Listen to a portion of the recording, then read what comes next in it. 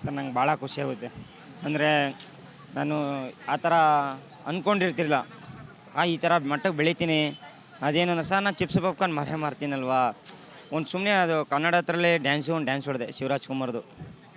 ಅದರಿಂದ ಹಿಟ್ಟಾಗಿದ್ದೀನಿ. ವೈರಲ್ ಮಾಡಿದವರು ಯಾರೋ ಫೋಟೋಸ್ ಇಟ್ಕೊಂಡು ವೈರಲ್ ಮಾಡಿದ್ರು ಸರ್, ಅವ್ರಿಗೂ ಧನ್ಯವಾದಗಳು. ಯಾಕಂದರೆ ಅವರಿಂದ ನಾನು ಬೆಳೆ ಕಾರಣ.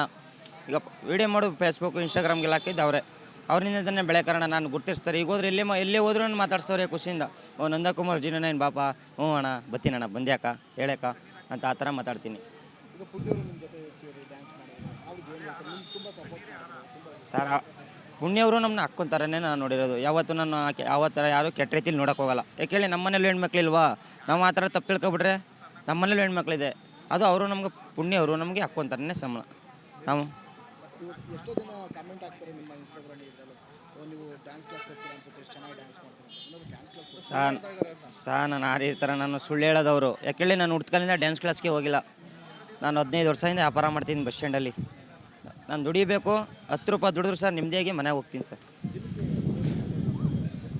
ಸರ್ ಒಂದು 600 ರೂಪಾಯಿ, 500 ರೂಪಾಯಿ, 400 ರೂಪಾಯಿ, ವಿಚಿತ್ರ ಸರ್. ಒಂದೊಂದು ದಿವಸ ವ್ಯಾಪಾರ ಆಗೋಲ್ಲ, ದಿವಸ ಮಳೆ ಬಂದುಬಿಡುತ್ತೆ, ಕೂತ್ಕೋಬೇಕು ಮನೆ, ಹಂಗೆ ಹೋಗ್ತೀನಿ ಮನೆಗೆ ಕೈಲಿ. ಅದೇನು ಮಾಡೋಕ್ಕಲ್ಲ, ಅಮ್ಮ ನಾಳೆ ತಂದು ಕೊಡ್ತೀನಿ ಬಿಡಿಯಮ್ಮ ಅಂತ ಹೇಳೋದು.